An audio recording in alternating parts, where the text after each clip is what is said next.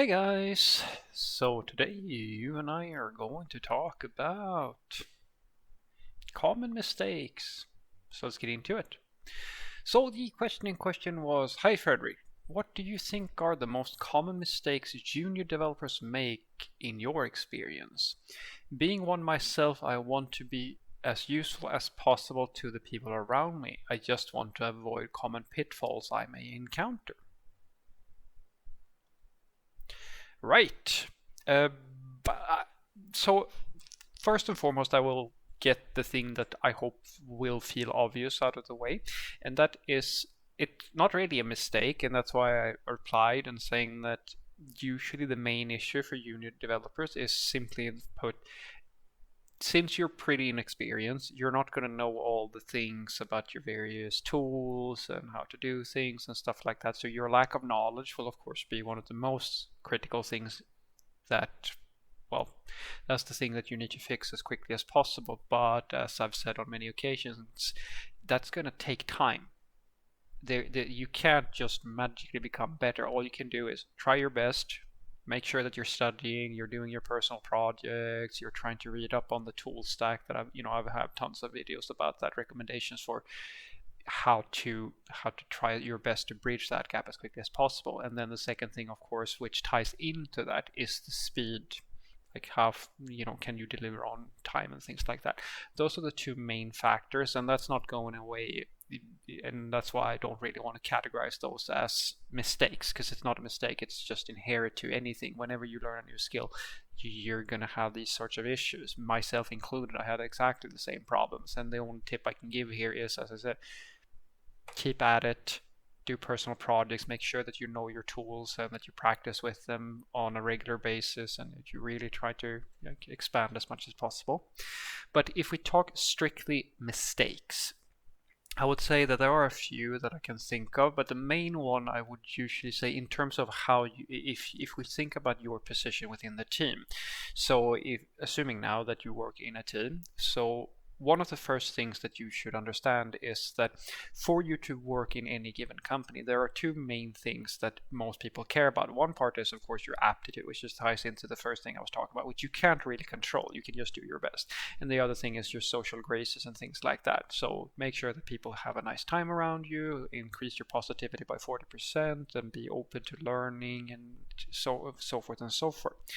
So one thing that I also say on a regular basis, and I say that to every single person I work with, even if it's a junior or a senior, doesn't matter what it is, but usually the juniors are the ones who pick me up on this offer.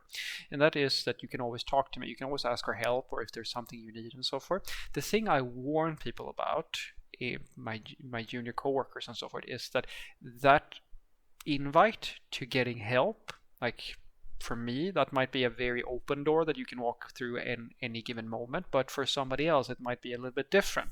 One very common thing that happens between juniors and seniors is that the seniors get a little bit annoyed with the juniors because they feel like they're taking time from them and things like that. And then, of course, that brings the self-consciousness onto the juniors because they feel like, oh, yeah, I'm bothering this person again and again and again and so forth. And that's what I've been saying to you before as well, guys. You can't really control that. Some people are more forgiving with, quote unquote, you wasting their time, and some people are less forgiving. It's a match between the tutor, or like the senior, and the junior, and that's something that I tip companies with about all the time. If you want your juniors to really thrive, you have to pair them up with a senior that can handle the responsibility of having someone who's a little bit less experienced. But there is something that you can do to help that. The obvious thing is, make sure that you check out if you have a bug or an issue. So try your best first. Like, make sure that you're trying to, like, Google, Stack Overflow, do everything you can on your end. And then when you feel like, yeah, you're really stuck, then you go and ask for help, because it's about respecting people's time, basically. If you just do that, that's all you can do. Because if you need help, you need help. There's no two ways about it. You just make sure that you're not coming every 5 seconds, right, with things that you could have looked up yourself. And that brings us to the biggest tip I can give you, and that is in the pull request. One of the most common areas of friction between seniors and juniors is when the juniors are being sloppy.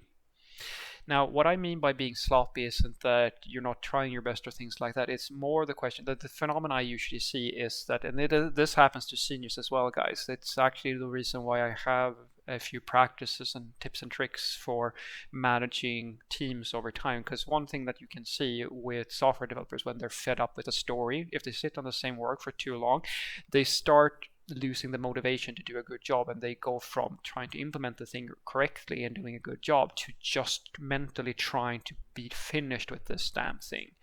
And so what they do is that they start getting sloppy, and they start just, pushing things and trying their best to get through the code review over and over and over. Like they fix one thing but forget another 100 things, or they fix one bug and introduce 10 others, because their focus is no longer on delivering a good result. The focus is to get rid of the story card. That's all they care about. Now, for juniors, the same thing happens. The longer you take on a story, the more stress and the closer to the deadlines, if you're late or these sorts of stressors, when they start being introduced, many people start forgetting that, that these things are bad, but it's going to be even worse if the code isn't working, or if you do sloppy work and so forth. And that is something you learn with time, to sort of find a balance there.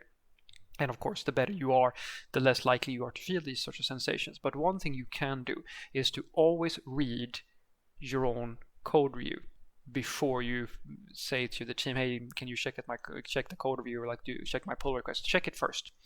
The reason why I give you that tip is because something that annoys a lot of various seniors is when they go through your code review and you have, commented out code, console, or like log statements, like random stuff like that, or like you have half finished code or stuff that isn't really done and stuff like that. When you present someone with a review and you haven't even taken the time to just look at these obvious things, that is something that can get really annoying to seniors, because for them, they're so used to everybody quote unquote fixing that beforehand. Like they don't want to have to think about like all these trivial things that you could have fixed if you just looked at your own code. They want to be able to do a code review and then sort of be done with it, because this is just, it's not necessarily something that everybody enjoys doing.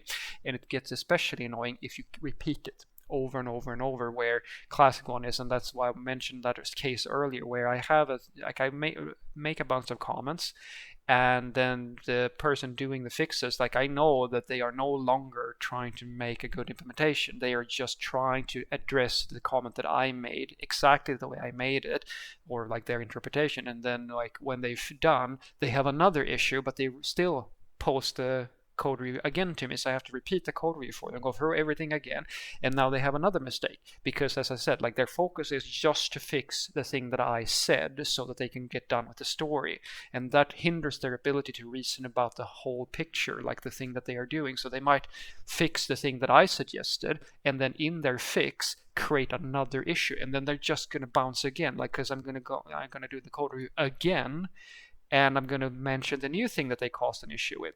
So try your best to really double check your work before you present it to somebody else every single time. Like I do it all the time. I still do it today, guys. Every single time I make a code review or like I create a pull request, I read through the whole thing myself every single time. No exceptions, because of this exact thing. And when I fix it, I do the same thing, like repeat, because I want to respect my coworkers' time, because they're taking time out of their day to help me. So to the point where at least the obvious things that I can fix, that I would have fixed if I saw them, well, I'll make sure that I take an extra look. If there's a bug, or like I'm not really good at what I do, or like I make mistakes and stuff like that, that I can't help so much. But making sure that there are no like rogue log statements and stuff like that I can fix. So what I want you to take away from this is that the number one mistake, usually for junior software developers, is that they let the stress get to them. And this is not just juniors, guys, it's seniors as well, where you start bouncing your code reviews over and over and over, and you start annoying people because you're not really trying to do, like you're not addressing like obvious mistakes and stuff like that. You need to make sure, and this is my best tip that I can give you, because I try to master this on my own side. Try to figure out a system for yourself so that you know what you need in order to keep yourself in check and always present good quality work. Like, these tools that we have, like linters and error checkers and stuff like that, those tools is a method of using that. Okay, that's a method of doing it, but you could do it for yourself. like as my favorite one is, I have to do comments, because I know that if I have a really big story and there's a lot of stuff going on, I need to create reminder tickets for myself. So I create a little list. Okay, I need to remember to write unit test here, I need to make an interface there, I need to add some logs over here, and so forth, just so I have a way of making sure that I don't forget things that might scope creep a little bit and stuff like that. Because if you can really nail down your personal process for always presenting good quality work, then you're not going to bounce as much. And then my biggest tip is, as I said, read your own code before you present it, so that you can catch, like I do that all the time. If you remember, if I have to-do statements everywhere, I don't want my coworkers to have to like wonder why is that there. That's just my personal process. So I make sure that I check that before I submit it and remove stuff that I forgot, even if it's not the funnest thing in the world. Because think about it yourself, guys. If you don't enjoy reading your own work, imagine how it feels for the coworkers. And especially if you get into that situation where you go into panic mode and you just fix comments but introduce other problems, and then the story start, like the code just bounces over and over and over. That's really annoying. I promise you that a lot of people feel that way, and you're probably going to feel the same way after, like maybe you already do. It is something to think about. Have a great day.